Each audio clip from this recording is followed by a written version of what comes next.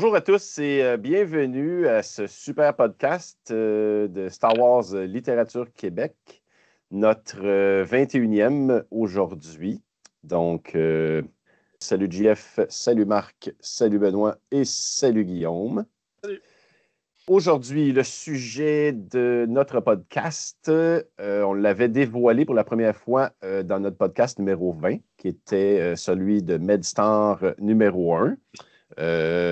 C'était Chirurgien de l'espace. Donc, il y en a peut-être une couple qui sont au courant. Donc, aujourd'hui, on fait la version numéro 2 de MedStar, qui est Guérisseuse Jedi. Je vais commencer ou continuer avec les petits points techniques du livre. C'est une série de la guerre des clones, le volume 2, qui se situe à moins 20 années avant la bataille de Yavin. C'est un livre qui a été écrit par deux auteurs, Michael Reeves et Steve Perry, qu'on a bien parlé dans le volume numéro 1. La couverture a été faite par Dave Seeley, la traduction par Patrick Inbert, et l'apparition au US a été vue le 28 septembre 2004 par Del Rey aux États-Unis. En France, on a vu ça le 1er décembre 2005 par Fleuve Noir. Le nombre de pages papier est 345, électronique 147. Juste avant ce livre-là, ce qui serait vraiment idéal de lire, ce serait la nouvelle Intermezzo qui a été faite par les Chroniques oubliées. Donc, vous pouvez trouver ça sur l'Internet. La planète principale est la planète Drangar. La même planète que le tome 1. Juste un petit détail à ajouter, c'est que l'histoire du 2 se passe exactement, environ une semaine après les événements de MedStar 1. C'est comme si c'est vraiment back-à-back. Là. Ouais. Je me rappelle qu'ils ont changé d'endroit sur la planète, par contre. Mm-hmm. Ils sont pas au même tout le temps. campement. Ils sont, à la fin du 1, ils changent de campement, puis ils s'en vont un nouveau campement dans le 2. Ça se peut-tu que leur premier campement il a explosé ou a été détruit ou quelque chose comme ça? Ça a fini que les droïdes ils ont fait une invasion, il y a eu une bataille. Là. Ouais, pour préciser ce que tu dis, Ben, ils disent qu'ils sont rendus dans la jungle de Jasserak. Okay. Fait que j'imagine qu'ils sont rendus à une autre place, là, donc c'est la précision. Mais merci de la précision, Guillaume, effectivement. Je savais que c'était pas loin, là, mais une semaine, effectivement, c'est vraiment pas loin. Veux-tu que je lise le résumé? Effectivement, c'est ce que je... Alors que la guerre des clones ravage la galaxie, la situation est désespérée sur la lointaine planète Drongar. Pour faire face à l'offensive ennemie, les séparatistes lancent des légions de droïdes dans la bataille. Même assistée de renforts, la République, faite de chair et de sang, ne peut rien contre le duracier des droïdes de combat. Une situation douloureusement claire, dans la jungle moite de Jasserak, où une petite unité de médecins et d'infirmières tente de faire face. Alors que les morts et les blessés s'amoncellent, les chirurgiens, Joss Vondar et Cornel Uli Divini, comprennent que le temps leur est compté. Même les pouvoirs Jedi de la Padawan Barriss Offee sont poussés dans leurs limites. Une mise à l'épreuve qui pourrait bien causer sa perte. Le conflit s'aggrave et pour cette obscure unité médicale, il ne reste plus qu'une seule solution. Choquante, audacieuse, sans précédent, c'est la dernière option envisageable pour Joss et ses compagnons. L'impensable est désormais inévitable. Savoir s'ils survivront est un autre débat. Excellente lecture, Guillaume. Je vais continuer avec les personnages, puis ensuite, on embarque tout de suite dans le chose principale. Donc, les personnages principaux et secondaires, Donc, on a Joe Vandar, comme on disait, chirurgien en chef. On a le lieutenant Uli Cornel Divini, un jeune médecin qui vient d'arriver, c'est un médecin de Tatooine. Il partage la chambre de Joss. Maître Unduli, qui est la maître Jedi de Barriss. Le colonel Vaetes, qui est le chef militaire. Dendur, qu'on a vu dans le 1, qui est le journaliste Sulustin. Tolk Lecrène, qui est l'assistante infirmière lordienne. I5, notre fameux robot un peu fucké. Limot, un chirurgien aqualiche séparatiste déserteur.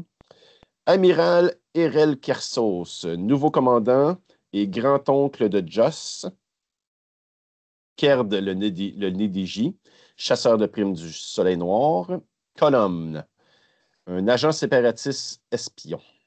Clomérite, c'est le thérapeute ou le psychologue des médecins. C'est un Equani. Et Tula et Squafron, ça, c'est des agents séparatistes. Donc, c'est environ ça pour la gang. Il y en a peut-être que j'ai comme oublié, là, qui sont moins secondaires acteurs principaux, là, mais c'est environ ça. Donc, les amis, c'est pas dur. Ça commence. Première chose, dans un des Vas-y donc. personnages que tu parles, Oui. Cornel Uli Divini, Oui. dans le fond, c'est un nouveau personnage parce qu'on sait que le tome 1 c'est terminé sur la mort d'un des personnages, Dr. Oui. Zend, qui Oui. est musicien. Oui. Dans le fond, il vient, c'est lui qui vient le remplacer. Un jeune médecin qui vient le remplacer dans le groupe. Donc, c'est le petit nouveau.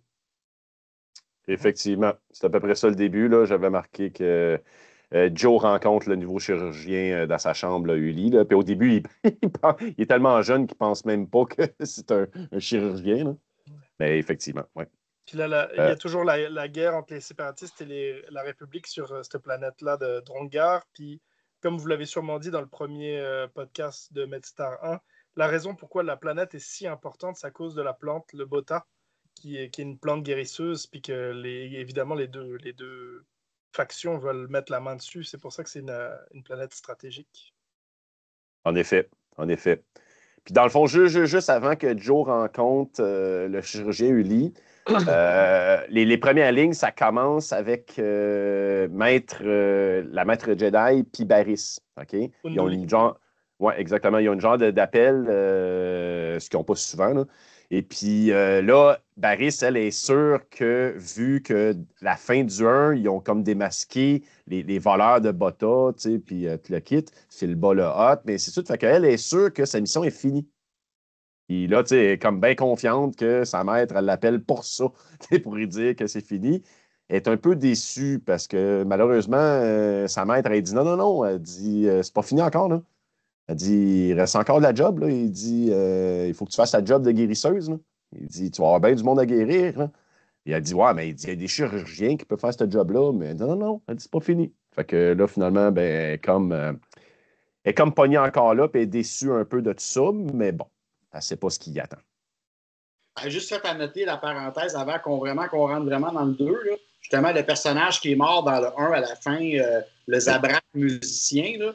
Je me rappelais quand j'avais lu ça à l'époque pour la première fois, je pense que c'était le premier Zabrak que je voyais autre que Darth Maul. C'est que j'ai comme eu un attachement envers ce personnage-là. Tu sais, hein? Celui-là, il est gentil. C'est comme ça. Je ne sais pas pourquoi, là, mais c'est ça. Ça faisait longtemps, la première fois que je l'ai lu, ça va faire plus de 10 ans, là, ou dans les années 2000, là, puis c'est comme, ah, il y a un autre Zabrak, OK, il est la même race que Darth Maul, lui, mais il est gentil et il joue de la musique. Ça, en tout cas, les tatous en moins. Hein? Ouais, peut-être les tatous en moins, ouais. Les tatous en moins. il est moins Disons que Darth Maul, avec son look, il incarne le mal lui-même. Ouais. C'était la même race que Maul, je pense que c'était ça. Premier personnage que je voyais de la même race que Maul, autre que Maul. Fait que c'est ça. En effet, très, très bon détail. T'as parlé tantôt du petit nouveau, ou peut-être c'est Marc qui en a parlé. Uli Divini, là, Cornel, quelque chose comme ça. Oui. Ça, c'est un des détails que je me souvenais que lui, genre, il y avait un petit faible pour Barry Sophie, mais je pense pas que ce soit réciproque. Ou du moins, à cause du code Jedi, ça l'était peut-être pas. Il me semble qu'il y avait quelque chose, une petite tension. Il était réciproque. Ah ouais? OK. Le code Jedi. Ouais, il se retrouve souvent dans la forêt comme malencontreusement. Ben, pas malencontreusement, là, mais heureusement, il se retrouve souvent dans la forêt ensemble. Ben écoute, comme ce roman-là, je les ai adorés. Là, même le deuxième, comme on sait, comme le premier, l'action se passe en arrière-plan. C'est pas des romans, c'est un point de vue différent, puis on est plus axé sur des dialogues de personnages, puis on va voir vraiment Barry Sophie qui va faire beaucoup d'introspection sur elle-même, sur ses valeurs de Jedi par rapport à qu'est-ce qu'elle vit quand elle va soigner des soldats. Elle se pose des questions aussi sur est-ce que le Jedi, les conseils Jedi sont en train de se tromper. Bref, il y a beaucoup de réflexion dans cette histoire-là. On entre vraiment dans les pensées des personnages, puis ils se demandent vraiment qu'est-ce qu'ils font, puis pourquoi ils le font. Tu sais. Oui, bien d'accord. Ensuite, juste pour vous donner une autre petite anecdote qui arrive tout de suite après, vous vous rappelez que dans le 1, I5, il est un peu spécial. Là. C'est un robot qui est comme un peu proche de l'humanité ou qui est proche d'être humain, puis qui essaie d'avoir des sentiments, puis le kit. Puis à un moment donné, il essaye aussi de trouver une façon de se saouler. Je ne sais pas si vous vous rappelez de ça. Parce que lui, tu sais... Comme avoir l'effet d'être ivre, là. Oui, effectivement. Fait que, un moment donné, ils sont au bar avec, je ne sais pas si c'est avec Dan ou ça, je ne me rappelle plus bien raide, mais ils commencent à élaborer des techniques pour être capables de mettre en plan ça, qu'ils soient sous. Parce que là, ils parlent qu'ils vont jouer avec la programmation de ces affaires, puis ils vont peut-être trouver une façon de. Fait que ça, j'ai trouvé ça vraiment comique. Là, il est vraiment motivé, là, le robot. Là, il veut vraiment être sous. Il y a une très grosse personnalité, ce droïde-là, de protocole. Ben, c'est avec la même carcasse que C-3PO, là, mais avec des guns au bout des doigts. Là. En effet. Puis vous vous rappelez aussi qu'il essaye de patcher les trous de mémoire qu'il y a pour se rendre compte de c'était quoi sa mission, dans le fond, que Lorne y avait donné. Fait que là, il n'a pas encore réussi, mais on va en parler au courant de l'histoire, et ainsi de suite. Là. Mais à un moment donné, il essaye vraiment de patcher ses trous, et quand il trouve des analogies, ben là, il remplit les trous, puis là, à un moment donné, il va arriver au bout de trouver pourquoi que. Juste pour un rappel, ce robot-là, i5 ou Top-là, c'est le même robot qu'on a fait qui est dans l'histoire L'Ombre du Chasseur. C'est le même droïde qui se passe dans cette histoire-là. On appelle Top-là. Un petit rappel, là. Effectivement. I5, Top-là, c'est la même chose. Oui. Donc, au début, la guerre est encore pognée, puis veut pas, ben, il soigne encore pas mal de monde. La seule affaire, c'est qu'il commence à être à court de personnel puis de tout le kit. Là. Dans le fond, il manque 2 docteurs puis il manque 3 robots médicaux. Fait que la job, tu sais, Uli vient d'arriver, là, ben, il ne sera pas de trop. Là. Parce qu'ils sont débordés là, par le nombre de troupes qu'ils reçoivent là, blessés au combat. Là. Quand vous parliez de Barris qui aime bien Uli, à un moment donné, quand elle est dans le bois, elle parle avec lui souvent de la dualité d'être Jedi. OK? Dans le fond, parce qu'il parle de ça avec elle, parce qu'il trouve ça bizarre, dans le fond, que elle est guérisseuse, mais que dans le fond, sa job, c'est de tuer du monde aussi de temps en temps. Là, fait qu'effectivement, c'est un peu weird, là, mais puis c'est un peu là aussi que, comme qu'il disait Ben, là, à un moment donné, que en parlant, il se rend compte qu'il y a un faible pour Barris. Là. Ça se développe au courant de l'histoire. Ouais. Ben, techniquement, c'est quand même l'ordre Jedi, c'est quand même logique. Je veux dire, ils vont pas tuer. C'est contre le code de tuer quelqu'un. Quand ils tuent quelqu'un, c'est parce que c'est pour en sauver plus, dans le fond. Tu tues quelqu'un qui est une menace pour plus que juste toi, qui est une menace pour toi, mais qui est une menace, tu le sais que si tu le laisses en vie, il va tuer d'autres mondes. Fait qu'en le tuant, ben, tu sauves des gens. C'est toujours comme ça. Du moins, ça devrait toujours l'être. Fait que jamais les Jedi vont se mettre à tuer juste quelqu'un qui est juste pour le fun. Justement, au contraire, ils vont virer du côté obscur. Mais généralement, quand ils le font, c'est parce qu'ils n'ont pas le choix, puis c'est parce que ça sauve un plus grand nombre. Fait que le point que le jeune médecin apporte, il n'est pas si bon que ça, je trouve, quand on réfléchit bien. Là. Effectivement. En même temps, oui, excuse, vas-y, Ben. Non, j'allais dire, parce que je sais que ce livre-là, vu que c'est pas un livre où c'est des grosses scènes d'action, c'est beaucoup des dialogues, c'est un peu plus difficile à vous raconter cette histoire-là. Parce qu'il faut vraiment être dans les dialogues, dans les pensées des personnages. Je peux vous donner un exemple. Moi, j'ai plus retenu les introspections de Barry Sophie parce qu'il y en a beaucoup dans ce roman-là. Je peux vous donner, mettons, on peut dire une tentation du côté obscur. Là. Le bota, c'est une plante qui guérit, mais c'est aussi une plante qui a la capacité d'augmenter ta sensibilité à la force. Ça peut décupler tes pouvoirs, puis ça peut... Puis Barry est tenté de ça, dans mes notes, là, c'est ça, ce que j'ai marqué, c'est le bota, c'est une ressource précieuse sur Drongar et ça a un effet amplificateur sur la force, ce qui intensifie les émotions et visions de Barris.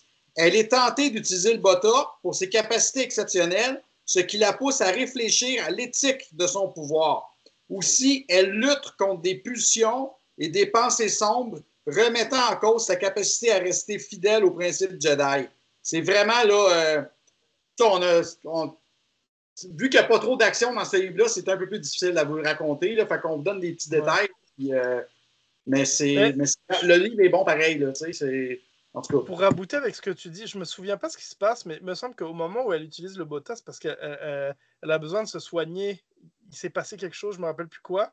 Non, la première fois que ça arrive, c'est qu'elle est en train d'essayer de soigner quelqu'un, puis par erreur, elle se pique elle-même avec l'aiguille. Okay. C'est vraiment une erreur, là, mais elle s'injecte une partie de la dose.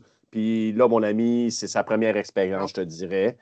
Après, là, comme Ben il dit, elle est tentée un peu par le côté obscur, puis là, elle commence à se dire « Wow, c'était cool en tabarnane! » Ah oui, c'est une drogue. Okay. Fait que, elle a aimé la sensation parce qu'elle est tellement connectée, dans le fond, à son acuité de Jedi qu'elle ressent tout alentour, genre à la puissance 1000. Fait que c'est un peu comme n'importe qui touche à une certaine drogue, tu sais, puis qui fait « Oh, God, wow, je ne sais pas, tu sais, je tripe là-dessus. » Je veux faire vivre ça, cette trip-là. Ça me fait penser à... Avez-vous vu la série The Boys? Justement, il y a une espèce de... Analogie. Une espèce de médicament qui donne des pouvoirs de super-héros. Mais c'est comme... Le monde, ils deviennent addicts à ça, puis genre... que ça me fait penser un peu à ça. Après, c'est genre, il faut plus qu'ils en prennent, mais ils continuent d'en prendre, c'est plus fort qu'eux. Tu m'amènes à ma question que je voulais poser, justement, Guillaume. Parce que comme je disais tantôt, ça fait 20 ans là, que j'ai lu ça, fait que j'ai comme des petits trous de mémoire. Le bota, il n'y avait pas une contrepartie à en consommer? Non, je pense pas. Pas à ce que je sache. Non, pas à ce que je sache. Non. Ben, à part le fait que c'est une drogue. Là. OK, fait que tu peux en devenir dépendant. Ben, je veux dire, tu sais, de la pénicilline ou, tu sais, il y a des affaires qui t'injectent à l'hôpital, là, puis, la morphine. La morphine, ça te guérit, tu sais, ça t'aide à... Mais c'est une drogue pareille, tu deviens dépendant. Oui, OK. Ben, fait que c'est un peu la même affaire, là, tu sais. C'est un médicament, mais c'est aussi quelque chose qui peut te rendre dépendant, là. Mais l'avantage, même si tu es dépendant, il n'y en a tellement pas. Ouais, c'est ça qui arrive, là. Parce que, tu sais, non, c'est ça. Puis techniquement, il faut dire ça, là, Marc, il touche un point. Techniquement, même les médecins n'ont pas le droit d'utiliser la bota pour soigner les patients. OK? Les clones qui viennent, puis tout le kit, ils ont interdiction. Parce que, dans le fond, c'est tellement précieux, là, qu'ils veulent la garder toute pour eux autres, les séparatistes, puis la République, tu sais. Hey. Fait que, ouais, vas-y, Marc. Il n'y a personne qui te dit, mais on ne gaspille pas de la bota pour un clone. C'est carrément ça, dans le fond, tu as raison. Éthiquement, c'est un peu ça aussi, tu sais. Même s'il voudrait, même s'il se pose la question, pas sur Puis là, dans le fond, on en vient là à parler de ça parce que, je ne sais pas, vous vous rappelez, mais dans le tome 1, c'est notre ami Zent, OK, qui avait déjà mis la main sur des plans puis qui soignait en cachette. C'est ça, il soignait en cachette quelques patients qui étaient désespérés puis qui ne pouvaient pas guérir. Puis ça, vu que c'est miraculeux, ça guérissait certains clones ou membres ou ainsi de suite. Mais là, à un moment donné, quand il est mort, au début du 2, ils font le ménage de la chambre. Puis ils trouvent les kits d'injection, tout le kit, tu sais. Puis là, ben, ils se regardent. Là, je pense que c'est Joe et Barris qui trouvent ça. Puis ils font... Ouais, tu sais, c'est comme, là, il y a un dilemme, tu sais, on l'utilise-tu encore ou on l'utilise pas, tu sais, je veux dire, on a des doses, là. Fait que de là, à un moment donné, tout au long du livre, que Barris va être tenté par ces doses-là, là. Mhm. Ils sont pas supposés être purifiés puis d'être, tu sais, ils sont pas supposés avoir ça dans leurs mains, là. Ouais. En même temps, je veux dire, c'est comme les médecins de notre monde, tu sais, ils font tu sais, un espèce de contrat qui, tu sais, ils doivent faire tout ce qui est en leur pouvoir pour sauver les gens, puis s'ils le font Ouais. pas, bah, tu sais, c'est contre je sais pas quoi le terme, là, mais je veux dire, t'as tes outils-là, puis là, on t'interdit de les utiliser alors que tu pourrais sauver des vies, ouais, c'est... La déontologie, c'est de ça? Ouais. C'est comme quand Exact. t'as des produits qui coûtent excessivement cher, mais que personne n'utilise parce que tu es en dernier recours, mais si tu utiliserais tout le temps, tu aurais le Ouais, monde. c'est ça. Donc, Ah non, c'est clair. Mhm. tout C'est clair que avantage. ça doit être tentant quand même de les utiliser pour sauver des vies, là, c'est sûr. C'est sûr. Ouais. Là, il faut que je parle d'un événement qui arrive tout de suite après environ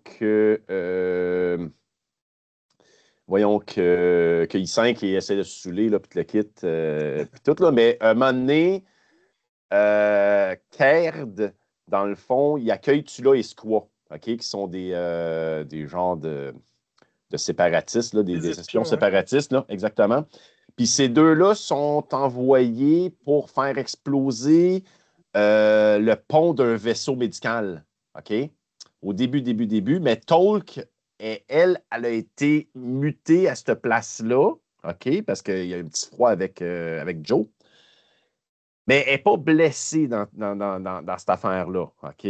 Mais dans le fond, ce que je veux dire, c'est que dans le fond, ça commence à faire encore suspecter que finalement, les espions ou les personnes qui font du ravage ou qui font du sabotage, excuse, pas du ravage, mais du sabotage, ils n'ont pas encore été arrêtés dans le 1 comme qu'ils pensaient qu'ils l'étaient.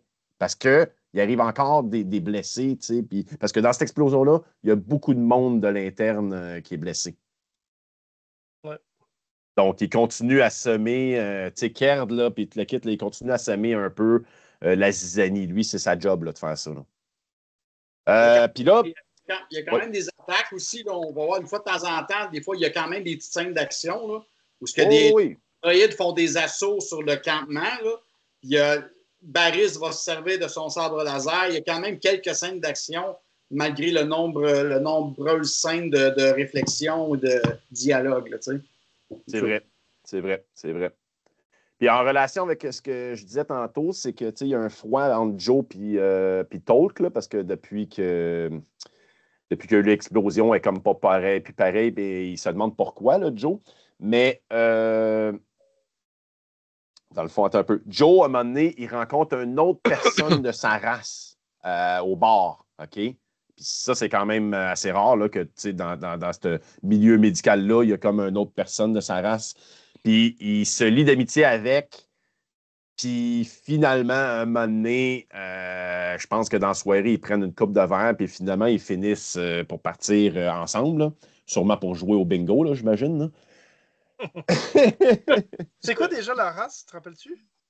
C'est comme Han Solo, là. C'est Corélien? des Corelliens, ouais. D'accord.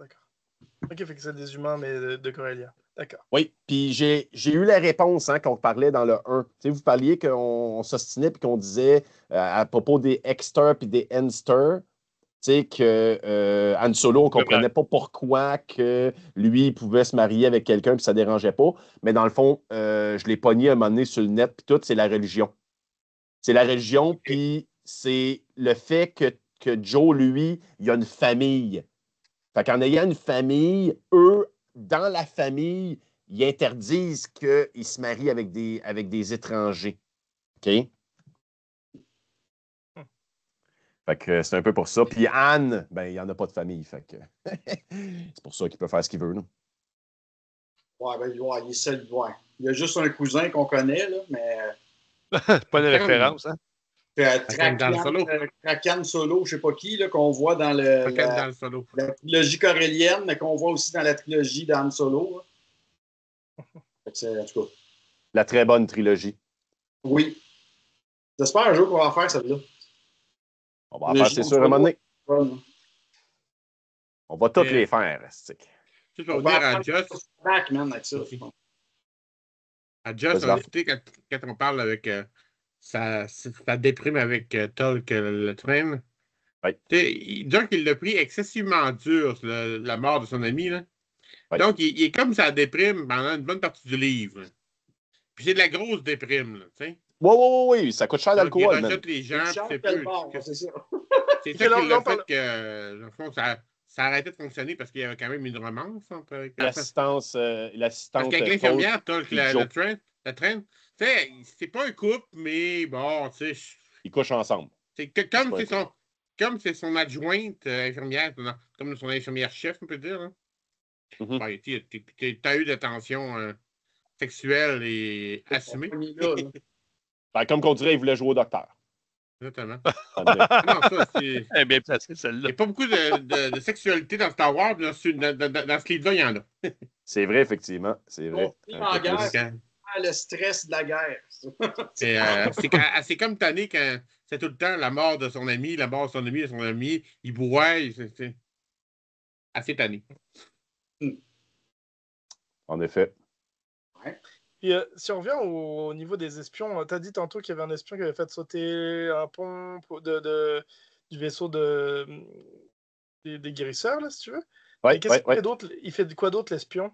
Qu'est-ce qu'il Ok. sabote? Qu'est-ce qu'il Ben, sabote? tout de suite après, il va saboter un réservoir. Il va faire exploser un réservoir. Puis il va avoir une trentaine de blessés, je te dirais. Ça, c'est le prochain sabotage. D'accord. Juste avant ça, il y a un événement qui arrive à un moment donné, environ au milieu, qui est quand même assez significatif, là. C'est que lui, Kerd, il y a bien des contacts là, dans la base, puis tout le kit, là. Puis il rencontre un botaniste. À un moment donné, le botaniste, il dit ouais, il dit ça va pas bien pantoute, man. Il dit avec le bota, là. Il dit pas du tout, là. Ouais, la plante est en train de muter, puis la prochaine génération fait que. Puis la prochaine génération, c'est genre 2 semaines, là. C'est pas long, là. Puis ça fait que tout ce qui s'est passé sur la planète, sûrement la guerre, les explosions, tout le kit, les bombardements, c'est une planète qui est extrêmement sensible au niveau de son écosystème, tu sais. Fait que là, ça switch. Puis là, finalement, la Bota commence à perdre de sa force. Puis d'ici une mutation génétique, c'est-à-dire 2 semaines, c'est fini, mon gars. Elle ne servira plus à rien. Elle n'aura plus les mêmes propriétés. Fait que ça commence à capoter un peu, je te dirais. Ouais, c'est ça. Mais la guerre étant la guerre, c'est pas ça qui les arrête de se battre. Non, c'est même ça je dirais qu'il repart le tout. Mais parce qu'ils veulent encore plus gagner pour prendre le contrôle. Non, c'est vrai, t'as raison. Ça détruit tout. Ouais, t'as raison, Peut-être qu'ils veulent pogner les derniers morceaux qui sont encore utilisables avant ça désuit.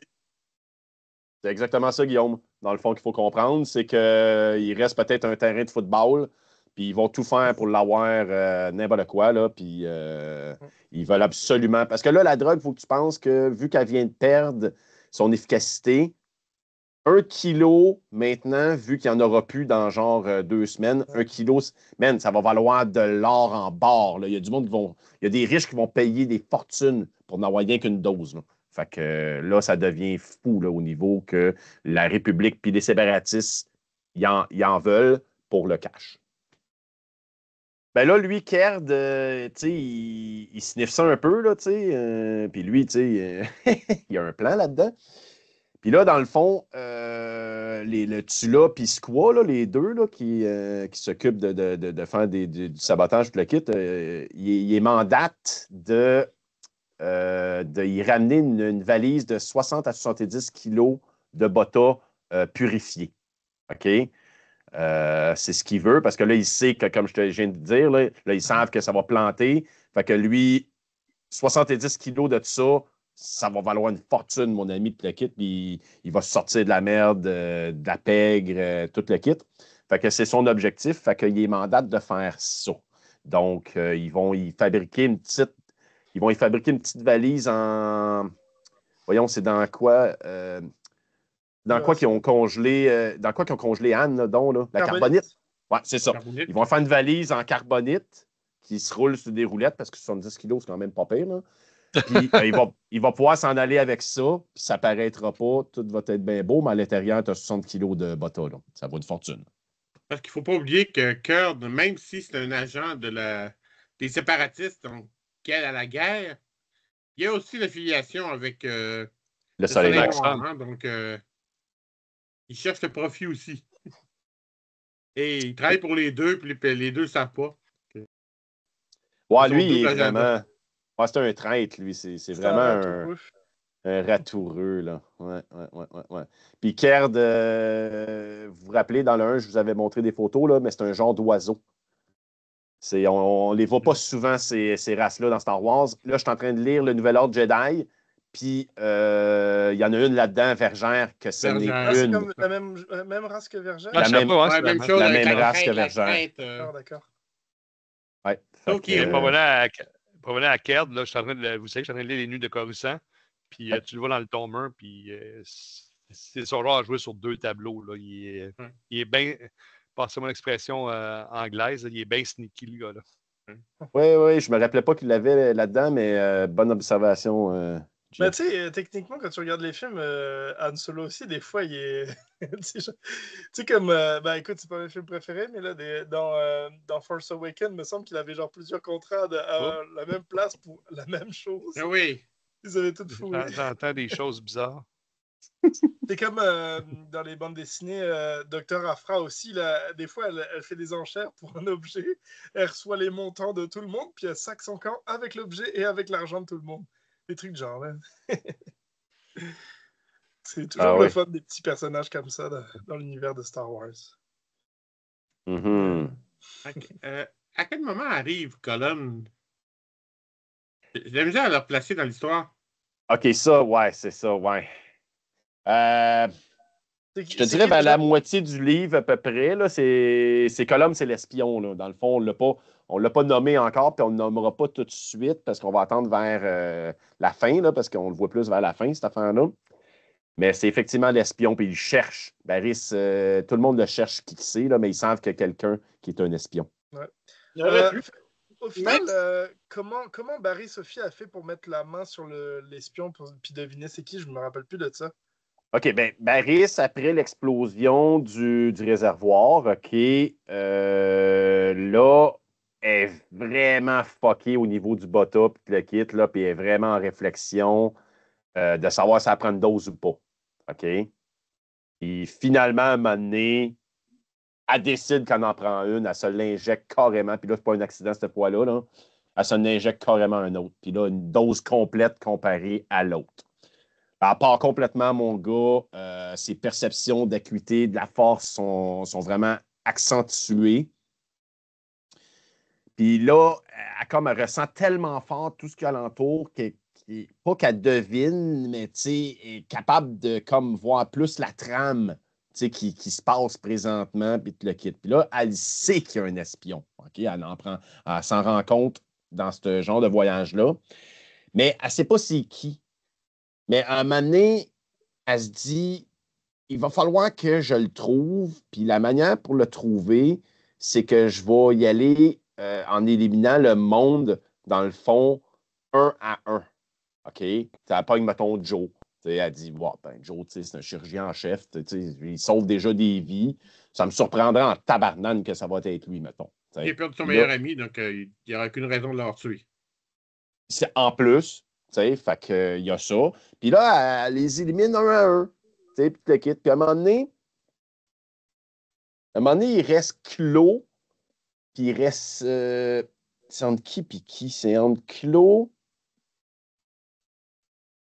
Puis un autre que je me rappelle pas, OK, là. Mais, puis là, elle est vraiment pas sûre, OK?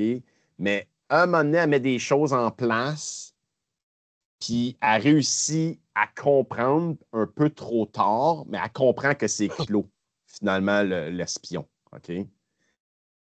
Puis là, mettons que ça va vite, parce qu'on est quasiment rendu aux 3/4 du livre. Là. Après, ça va extrêmement vite jusqu'à la fin, je te dirais, là, quand elle se rend compte de ça. Là.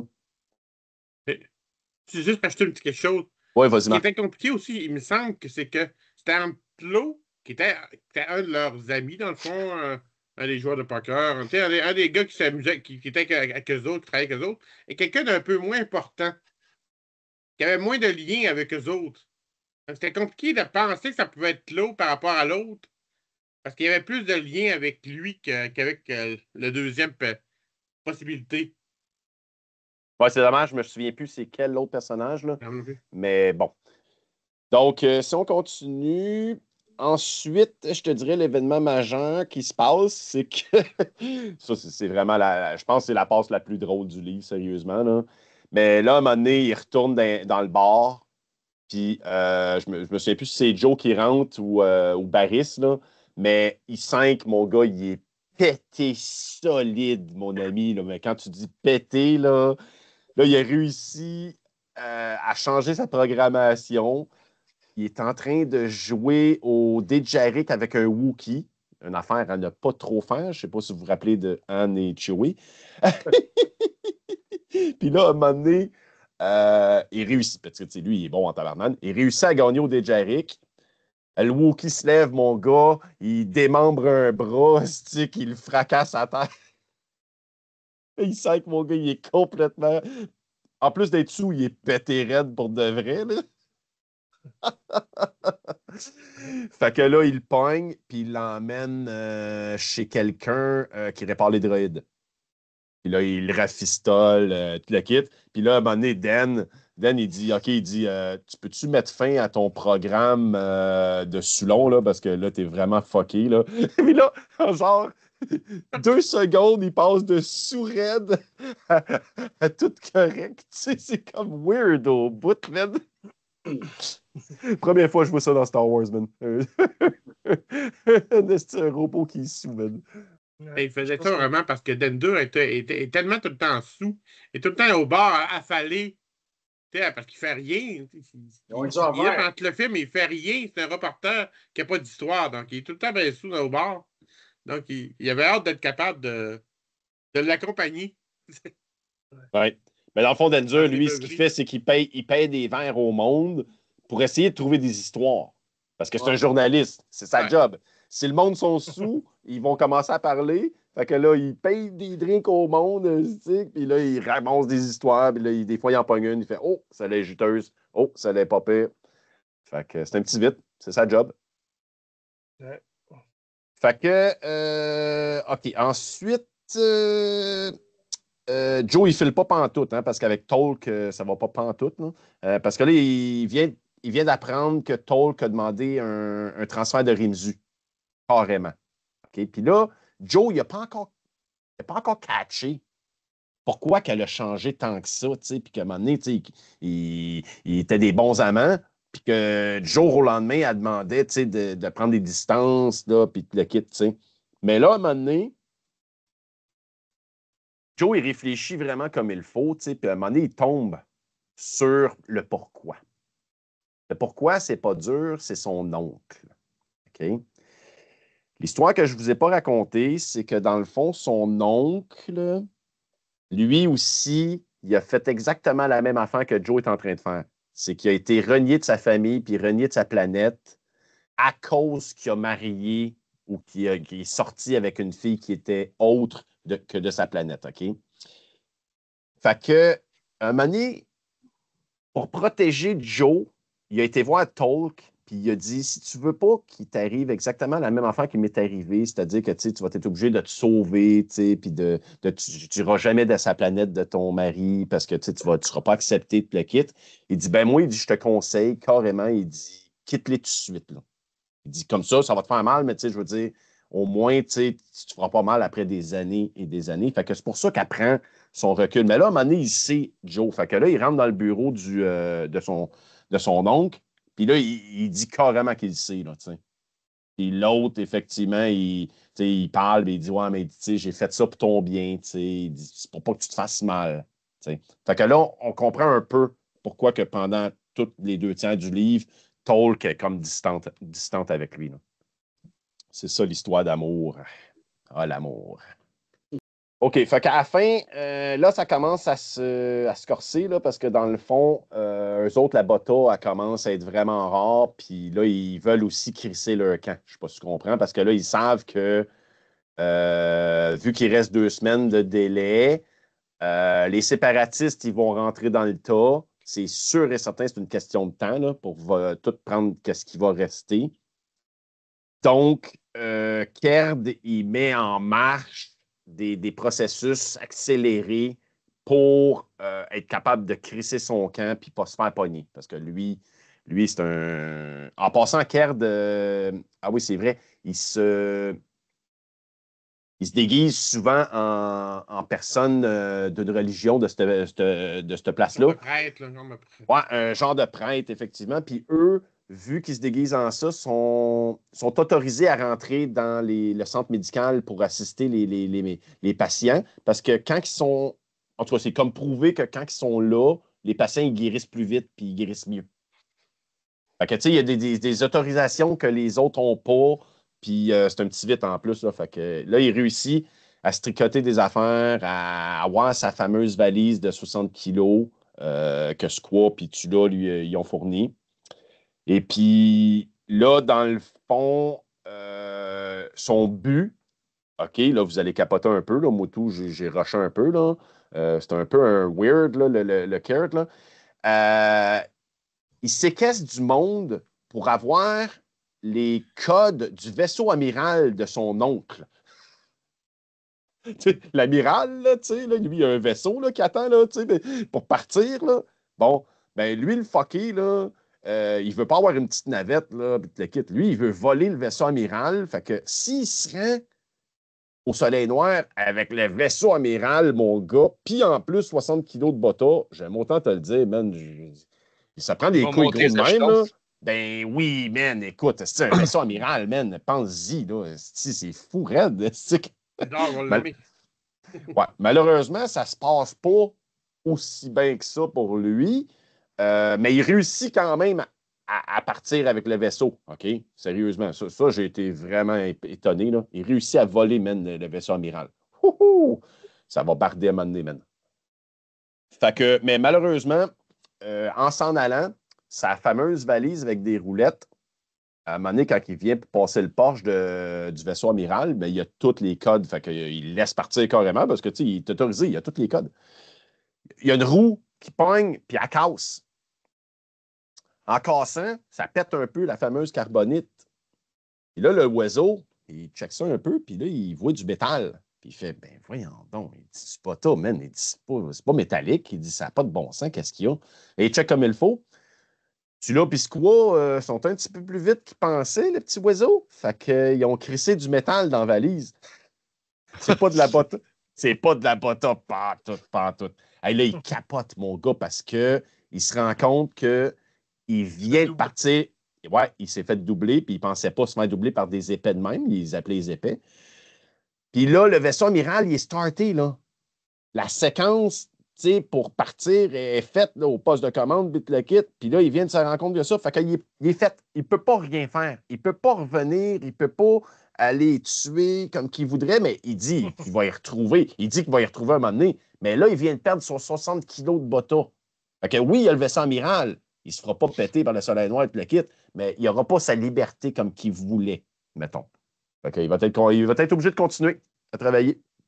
C'est clair qu'on va. J'imagine ce personnage-là, il revient dans la suite avec Jack Pavan puis tout. On le voit pas mal souvent. Dans le tome 1, oui. Les prémices.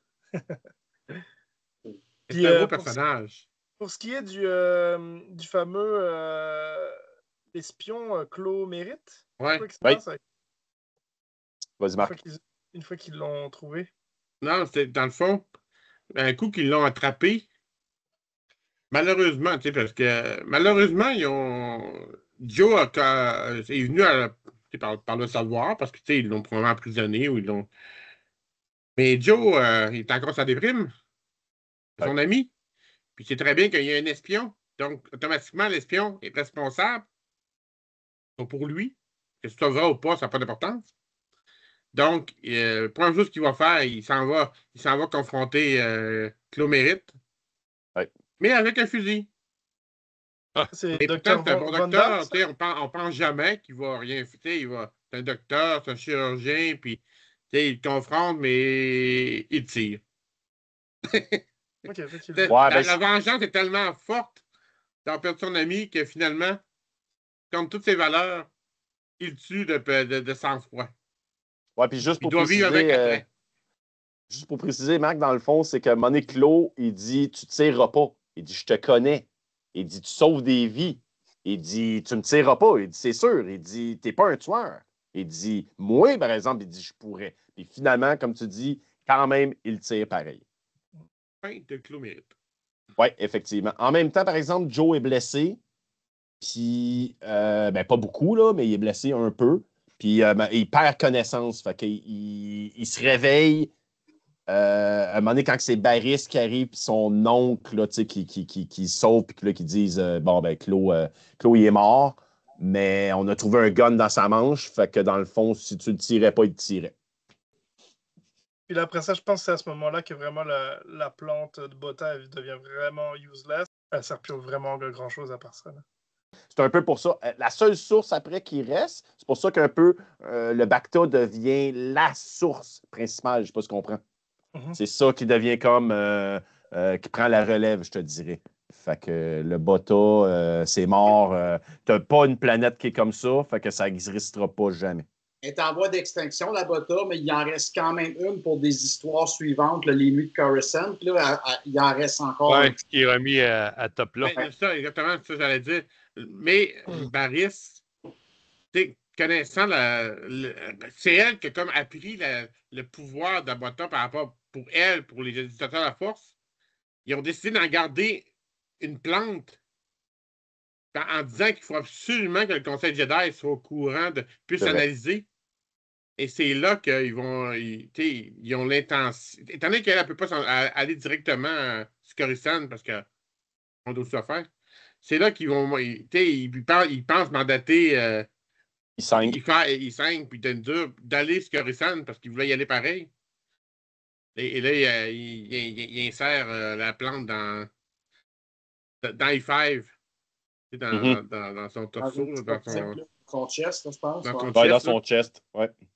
Pour la protéger. Puis il est capable de la protéger d'une façon que je ne me rappelle plus.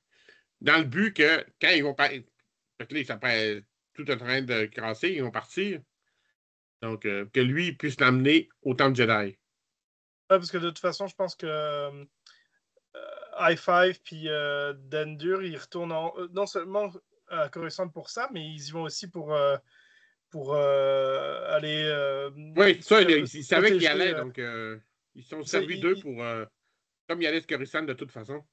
Parce que ça, je pense que I5 a compris c'était quoi les derniers souhaits de son créateur, Lorne Pavan, puis c'était genre de prendre soin de son fils, Jax. C'est pour ça qu'il se rend ici à Coruscant.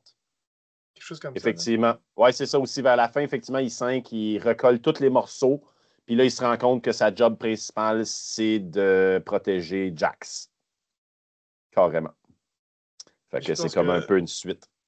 Là, si on arrive à la fin, me semble, Barry Sophie, elle retourne aussi à Coruscant, puis elle devient chevalier Jedi pour de bon, me semble. Carrément. Puis même I5, il dit tu veux que je te redonne la dose de Bota? Il dit vu qu'on y va ensemble, tu le quittes. Puis il dit non, elle dit en voulant dire qu'il dit qu'elle a comme fait, elle a tranché, là, elle n'en veut plus, elle n'en prendra plus, tu le quittes. Ouais, elle veut pas être tentée, peut-être. Elle veut pas être tentée, fait qu'elle dit garde-la, ta job, c'est remettre ça au Conseil Jedi. Ouais, c'est ça. Ils seront jamais. Oui. Puis l'affaire aussi à la fin qui arrive, qui est quand même pas pire, qui clôt, je te dirais, le livre avec ça, c'est que Joe revient avec Tolk, parce que là, finalement, tu sais, son oncle, Joe, il avoue que c'est son oncle qui a comme monté ça un peu, puis que, tu sais, que s'ils s'aiment vraiment, ils s'en foutent, puis, tu sais, ils sont capables de passer par-dessus. Puis même que je te dirais que Joe, lui, son plan, c'est de retourner avec Tolk, voir sa famille sur sa planète, puis les confronter. Puis de leur dire que, tu sais, c'est correct, même si je marie quelqu'un qui n'est pas, tu sais, parce que dans le fond, ils veulent essayer de péter un peu ce dogme-là, dans le fond. Puis à la fin, son oncle, il dit carrément, il dit, je m'en vais avec toi, moi, ici. Il dit, on va être deux de la famille. Il dit, on va les affronter. Ils m'ont expulsé de ma planète quand que je tombe en amour avec ma première femme. Fait qu'il dit, j'y vais. Puis il dit, on va tout faire en notre pouvoir pour changer cette loi un peu conne là. Fait que ça finit, il fut heureux des baisers et eurent beaucoup d'enfants. C'est cute, hein? Ouais, mais sauf que c'est le genre de livre que je le verrais en film ou en émission, genre je sais que je serais vraiment embarqué dans cette histoire-là, ça serait visuellement si on pouvait la regarder à la TV, genre. Là. Ouais, peut-être visuellement, ouais. J'étais vraiment embarqué dans les dialogues, moi, quand je lisais. Je t'avoue que j'ai été surpris. Je pensais vraiment que cette histoire-là, Filoni allait peut-être l'adapter dans les Clone Wars parce que ça aurait pu fitter parfaitement. Mais il n'y a jamais fait. Quel personnage, tu sais, un Rimsou, tu sais. Bon. Vous avez quand même vu que dans le 2, la seule critique un peu négative que j'aurais à dire, c'est la même que le 1. On n'a pas beaucoup de stuff au niveau de guérissage Jedi. C'est beaucoup de l'introspection de personnages. On en a un peu, mais moi, c'est un peu le point négatif que je trouve. C'est des Medstars, c'est les deux. Fait que, mais je comprends qu'à un moment donné, il faudrait qu'il en fasse un livre qui soit vraiment concentré sur le métier de guérisseuse Jedi, là, mais on a juste quelques petites brides. C'est le seul côté négatif que je dis. Sinon, personnellement, j'ai bien aimé le livre. Là, puis, si jamais vous êtes prête à mettre votre note, ben, on va pouvoir y aller. Mais malgré les introspections qu'a parlait Benoît, tu n'as pas trouvé certaines réponses que tu cherchais avec les guérisseuses Jedi? Ben parlait qu'on voyait beaucoup d'introspection de Barriss. Tu n'as pas eu tes réponses que tu cherchais? Non, ben on voit beaucoup d'introspection sur elle, qui se questionne, le côté obscur, puis elle en prend-tu, le kit. Mais même dans ce livre numéro 2-là, ces actions de guérir des clones ou de guérir du monde, t'en vois pas tellement. Il y en a un peu, mais c'est sur 300 quelques pages, là, c'est pas énorme. Là. Sur quelques résumés, que j'ai lu aussi, c'est le début comme du schisme Jedi, pendant la guerre clonique, où il y a des Jedi qui se remettent en question à savoir c'est quoi leur rôle. C'est quoi le rôle d'un Jedi? C'est-tu de diriger des armées de clones? Ou c'est-tu leur rôle dans la guerre, leur rôle de... Il y a des Jedi qui sont pas pour ça. Là. En tout cas, c'est un début, genre, dans les romans. Là.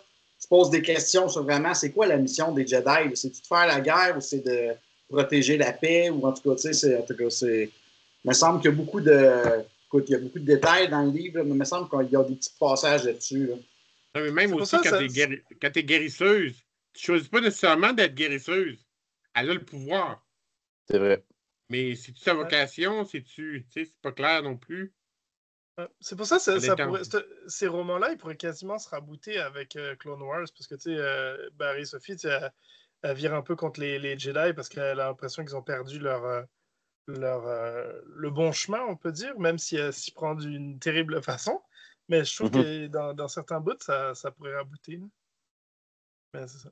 Mais Claude, toi, tu mettais quelle note à ce livre-là? Le premier, j'ai mis 6,5.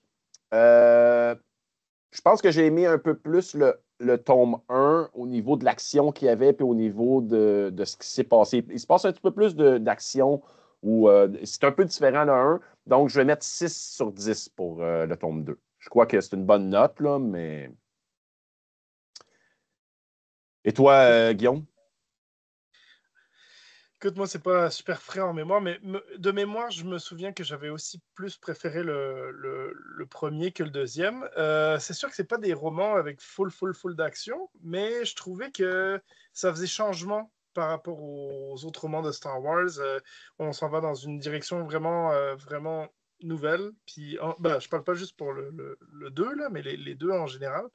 Mais c'est sûr que, écoute, j'avais eu du fun à les lire, mais c'était pas dans les pires livres de Star Wars que j'ai lus, mais c'était pas non plus dans les meilleurs. C'est pour ça que j'aurais tendance à donner un 6 sur 10.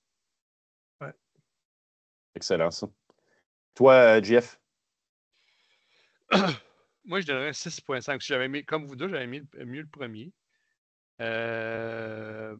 Par contre, c'est du Michael Reeves. Ce qu'on voit souvent avec Michael Reeves, c'est un groupe de personnages qui développent leur psychologie. Je ne sais pas si vous avez remarqué, il n'y a pas beaucoup de déplacements. Ça reste souvent au même endroit. C'est souvent des discussions de groupe sur des sujets, sur des philosophies. Je ne sais pas si c'est le bon terme, mais vous comprenez ce que je veux dire. C'est souvent ça qu'il y avait dans ces romans. Puis c'est un peu ça aussi. Là, encore une fois, les discussions de groupe. C'est intéressant. Ça nous fait voir d'un autre angle Star Wars, puis la guerre des clones en particulier. Mais effectivement, j'avais moins trippé que le premier. Ben d'accord. Et pour toi, Marc? Moi, je vais rester cohérent avec ce que j'ai dit dans le premier podcast. Moi, je donne à peu près un 7.5. Juste, c'est pas une grande histoire, mais étant donné qu'avec les Républiques Commando, c'est les 2 livres que j'ai le plus lus dans ma vie, parce que je les ai lus tellement souvent. Donc, je les ai aimés. J'ai beaucoup aimé les lire, j'ai beaucoup aimé les interactions avec les personnages, tout ça. C'était tellement différent. Donc, même si je sais très bien que c'est pas une grande histoire qui fait avancer les choses, puis mais moi, je trouvais ça agréable à lire. Les interactions avec les personnages, les docteurs, les parties de cartes, les bars, c'était tellement bizarre par rapport pour Star Wars. Hein, que ça fait du bien. Surtout au moment que c'est sorti, ça fait du bien de voir d'autres choses que des Stormtroopers puis des Jedi. Je suis d'accord avec toi, Marc. Même si ça fait genre presque 20 ans que j'ai lu ça, mais me semble que j'avais eu du fun aussi à les lire quand même.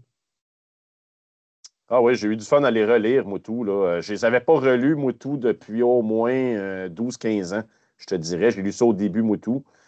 Sérieux, je m'en rappelais même pas. Ben, un peu, mais je veux dire, tu sais, je me rappelais même pas c'était qui l'espion à la fin du 2. Quand je suis arrivé hier ou avant-hier, que je l'ai fini, j'ai comme fait « Ah oui, c'est vrai, c'est le psychologue, man. » Ça, c'est bien. Ouais, mais c'est bien emmené, ça, parce que tu t'en doutes pas que c'est lui pantoute. Mais ça, le punch de la fin, là-dessus, il est vraiment bon. Tout le monde se confie à lui, fait qu'il y a plein d'informations, ce psychologue-là. Ouais. Il a comme le rôle parfait. Là. Ben, c'est le low profile du groupe. C'est lui qu'on entend le moins. C'est lui qui est jamais dans l'histoire, qui est juste dans les alentours d'eux. Parce qu'il n'est pas dans les salles d'opération. Ouais. Donc, on le voit moins que les autres. Mais il est tout le temps là dans les discussions. Quand je lis l'époque de la guerre clonique, le duologie Magister, j'ai hâte d'arriver à ces romans-là. C'est mes romans préférés dans les guerres cloniques. Je me rappelle, moi aussi, ça fait longtemps que je les ai lus, mais le premier, j'avais préféré le premier que le deuxième. Fait que moi, le premier, je donne 8.5. Le deuxième, je donne 8 sur 10. Ouais. Excellent. C'était comme il a dit Max, c'est des livres où c'était agréable à lire, même si l'action est en background. Tu es vraiment rentré dans les personnages, tu as vraiment l'impression d'être avec eux autres. Tu es dans un petit lieu genre confiné, puis attention, on ne sort pas dehors, parce que tu vas te faire massacrer, fait que reste en sécurité. Puis toi, il faut que tu guérisses les soldats qui arrivent. Ben, tu guérisses. T'étais entré dans l'histoire puis leur dialogue. Là. Tu t'attaches vraiment aux personnages parce que tu les apprends de plus en plus. Tout le monde se parle, tout se passe souvent à la taverne là, ou autour de bière. Puis comme lecteur, tu as de l'air d'être avec eux autres autour de la table. Ouais, ben c'est ça. Tu as l'air de discuter avec eux autres en même temps, des discussions. Tu entends quasiment un son des explosions pour lointain. Tu sais qu'il se passe de la merde autour, là, mais toi, tu es dans un petit lieu sécuritaire. Tu sais. Puis on s'entend, on a tous lu les deux. Je veux dire, si le premier avait été à chier, probablement qu'on ne serait pas rendu jusqu'au deuxième. Tu sais, comme moi, je donne mon exemple de toujours, Chuck Wendig avec son riposte. J'ai détesté le premier, je lirai pas le deuxième, tu sais, mais là, dans ce cas-là, j'ai lu le premier, je l'ai assez aimé pour acheter le deuxième, puis pour le lire aussi, tu sais, fait que c'est quand même... Faut que ce soit bon dans une certaine mesure, là, c'est sûr. Ah, mais je vais vous donner, rajouter un dernier détail, par exemple, OK? Vous rappelez-vous pourquoi que Claude Mérite a fait ça? Parce qu'à un moment donné, Barris, je ne me rappelle plus si c'est Barris, mais il y a quelqu'un qui pose la question à Claude, pourquoi tu as fait ça? Y a-t-il quelqu'un qui s'en rappelle? C'est trop loin, moi. Je peux pas, non. OK. Bon, moi tout, je ne m'en rappelais pas, OK? Mais ça a le rapport avec un autre livre, OK? C'est qu'à un moment donné, la République a testé un appareil qu'on appelait le tueur d'étoiles, que je crois que Kip Duron a comme contrôlé à un moment donné, là. Le broyeur de soleil. Le broyeur de soleil, Le effectivement. Suncrusher. Puis, quand ils ont fait des tests, la République, ils ne visaient pas vraiment la planète à Claude, OK, sa planète natale à lui, mais il est arrivé un fuck dans les calculs ou dans les non, puis le broyeur d'étoiles, il a pété la planète natale à Claude. Mais Claude, lui, n'était pas sur sa planète, un peu comme Léa avec Alderaan, OK? Fait que là, il reste à peine 1 millier d'espèces dans l'univers parce qu'ils ont pété sa planète. Fait que lui, c'est un moyen de se revenger. Fait que c'est un peu pour ça qu'il voulait se venger, tu sais, puis qu'il était un espion, là, tu sais. Mais ça, Michael Reeves, il a fait un paquet de liens comme ça là, qui se rattachent aux autres romans. Là. Ça a tombé, comme je disais, dans le fan service. Là. Fait qu'on a-tu quelque chose à rajouter avant de closer ça? Rien à dire. Rien à dire? Excellent. Avant de terminer, comme vous avez vu, je porte fièrement les couleurs de Star Wars Artefact. Oui. Ce sont nos amis Dominique et Nicolas, et autres aussi, parce que je sais qu'ils ne sont pas juste deux là-dedans. Ce sont nos partenaires, un de nos 4 partenaires principaux. Donc, je voulais le mettre en même temps pour voir si Dominique ou Nicolas ils écoutent nos podcasts et dire « Hey, vous avez mis notre chandail pendant vos podcasts! » Fait que... Bon test, bon piège. Exactement, bon test. Et puis, en même temps, mais pour les encourager, là, mais je dis ça parce que l'autre fois, j'ai écrit à Dominique, parce qu'il a mis mon chandail pendant un de ses vidéos, puis il me dit « Ah, il dit, t'écoutes mes vidéos, tu sais? » Puis je dis « Dom, je dis, j'écoute toutes tes vidéos depuis le début, là, tout le temps. » Il me dit « Ah, cool! » Fait que c'est environ ça. Donc, longue vie à Star Wars Artefact. Si jamais vous n'êtes pas abonné, on vous invite à aller vous abonner. Ils font plein de vidéos sur les sabres laser, les casques, plein de produits Star Wars qui peuvent vous intéresser. Et puis, n'oubliez pas qu'on est sur YouTube, sur Spotify et le groupe Facebook sur Facebook comme d'habitude. Et sur Instagram. Et sur Instagram aussi, effectivement, on poste des affaires sur Instagram. On est en train de développer beaucoup de choses. Donc, si jamais vous avez aimé le podcast, donc partagez-le sur votre fil d'actualité, parlez-en à vos amis et invitez vos amis aussi sur le groupe. Ça va nous faire plaisir. Plus qu'on est de monde, plus qu'on a du fun d'habitude. Donc, c'est environ ça. Donc, sur ce, on va terminer ce 21e podcast, le dernier de 2024. Donc, chers amis et spectateurs, je vous convie à 2025. On va commencer avec le 22e podcast. Nous allons le publier environ mi-février 2025. Donc, on espère que vous allez tous être de retour avec nous. On va vous faire, comme d'habitude, nos meilleurs podcasts en roman, en BD et ainsi de suite. Donc, sur ce, mes amis, je vous souhaite que la force soit avec vous et merci d'avoir écouté notre podcast jusqu'à la fin. Bye bye. Bye bye à tous. Bye bye. Ciao. Ciao. First fight. Ciao.